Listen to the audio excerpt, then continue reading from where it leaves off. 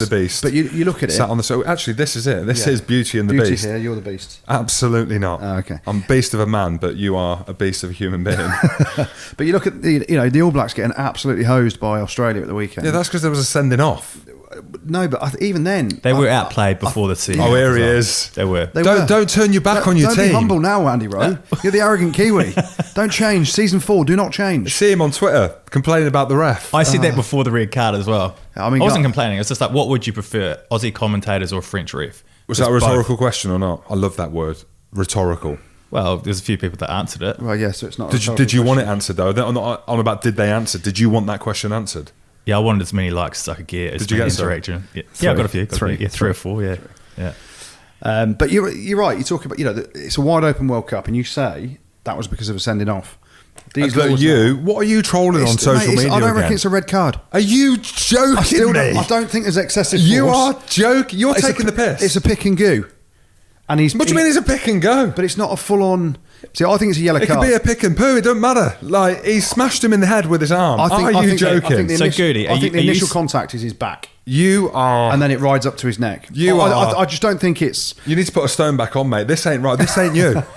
You're clouded. Do you think it's a red card by the rules, or you don't think it's a red card by the rules? Well, they're called laws, first and foremost. Same thing, mate. Rules and laws are the same.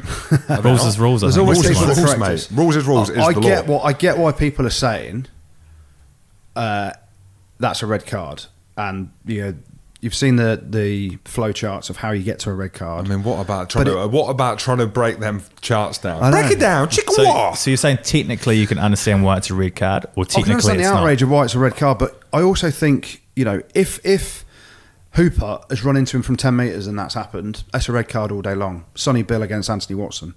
This is a pick and go from a breakdown. There's a yard in between them, and Ellis Genge yesterday. There was a few times when he's done that.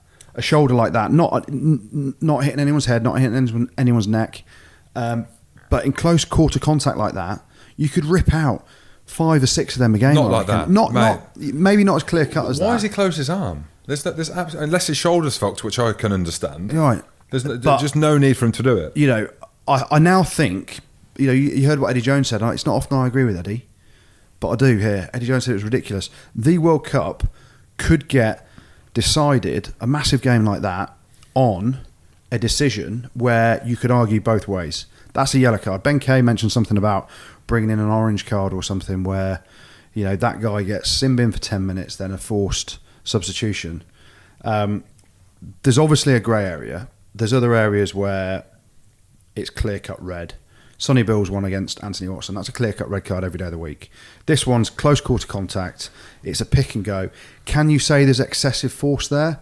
He's barring up for a pick and go. It's not like you've seen someone from 10 metres out have a run at you and you're like, he's having it. There's a difference, and that's my argument. So that's why I think that was a yellow card. And where was his initial contact? Wasn't on the head. It was on the back of the neck. It was on his back, top end of his back. I hate seeing red cards. No, I know, but you changed, Jim. Yeah, Jim, now you give us your version of why it should have been a red card. Because he's blitzed him with a closed arm, with his shoulder. Mate, he's hitting with force. It's just, not excessive force, though. He's barred up for picking up. And the worrying thing for me is, you saw Hooper's reaction. Right, Hooper got up and was fine, and I'm not saying he tried to get him sent off. He obviously got hit there and he felt it. Players will now start, I genuinely believe, to appeal stuff like that to a referee, and that's the worry when you've got something with, in my opinion, a grey area so contentious that players start to do that and look to just dip your head into something before you see a contact coming where you're not going to get hurt. Yeah, but he's not dipped in. Like, even if he's dipped in, and I'm not saying he has, but players may start to do that. I just don't think there was any need for him whatsoever to have a closed arm. Oh no, if he lifts his arm up, it's fine. But then, you saw Manu Tuolangi yesterday, ball in hand, give it that one. You can't see. You can if you're watching, but holding the ball and shove his arm up. Yeah. Like, how about tackle that? No thanks. Yeah, exactly. But they're the things that you could slow-mo it down, and you could probably see Manu there's loads with of the point of his elbow in someone's throat. Well, there's by loads accident. of them, but everything now is around the tackle. And again, I'd love to sit here and say I don't think it was a red card, but I've not seen a more blatant red card in a good few games. Fair enough.